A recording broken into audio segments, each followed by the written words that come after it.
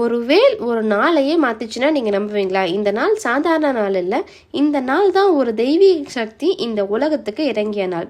அந்த நாள் தான் தைப்பூசம். ஒரு நாளுக்கு இவ்வளவு சக்தி எப்படி வந்தது?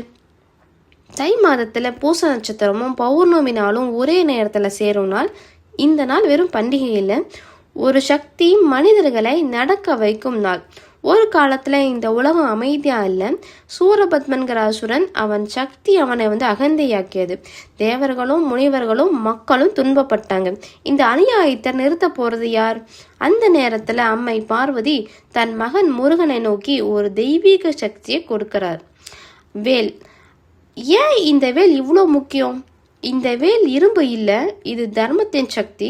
இந்த வேல் கொடுக்கப்பட்ட அந்த நாளே தைப்பூசம். முருகன் அந்த வேலோட தீமையை எதிர்த்து நிற்கிறாரு. அது வெறும் போர் இல்ல, அது நன்மைக்கும் தீமைக்கும் நடந்த தீர்ப்பு. ஒரே ஒரு வேல் அநியாயத்தை அழித்தது, நன்மையை நிலைத்தது. ஆனா இந்த நாள் சக்தி இதோடு முடிஞ்சிடல. ஒரு மனிதன் இருந்தான், இடும்பன். அவன் அகத்திய முனிவரின் சிஷ்யனா இருந்தான். முருகன் ஒரு கட்டளை கொடுத்தாரு, 2 மலைகளை ஒரு கம்பளை கட்டி சுமந்துவான்னு. அந்த 2 மலைகள் சிவகிரி மலையும் சக்திகிரி மலை.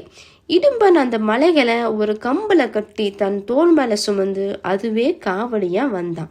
ஒரு மனிதன் இவ்வளவு வலியை ஏன் சுமந்தான்? வலி இருந்தது, சோதனை இருந்தது. ஆனா அவன் நம்பிக்கையே விடல. முருகன் இடும்பனுக்கு காட்சி தந்து, நீ சுமந்தது மலை இல்லை, நம்பிக்கை. அந்த நாளிலிருந்து காவடி ஒரு சுமை இல்லை, அது பக்தியின் சின்னம். இன்றும் 1000 வருடம் கடந்தும் தைப்பூசம் வந்தா காலில் முள், உடல்ல வேல், ஆனா மனதுல நம்பிக்கை. அப்போ இந்த நாள் ஏன் இவ்வளோ சக்தியானது? ஒரு வேல் மட்டும் இல்லை, ஒரு போர் மட்டும் இல்லை, ஒரு இடும்பன் மட்டும் இல்லை, கோடிக்கணக்கான மனிதர்களோட நம்பிக்கை இது. அதுதான் தைப்பூசம். இந்த கதை உங்க மனதை தொட்டு இருந்தா சப்ஸ்கிரைப் பண்ணி வைங்க, கமெண்ட்ல முருகான் எழுதுங்க, லைக் பண்ணுங்க, ஷேர் பண்ணுங்க பிடிச்சிருந்தா.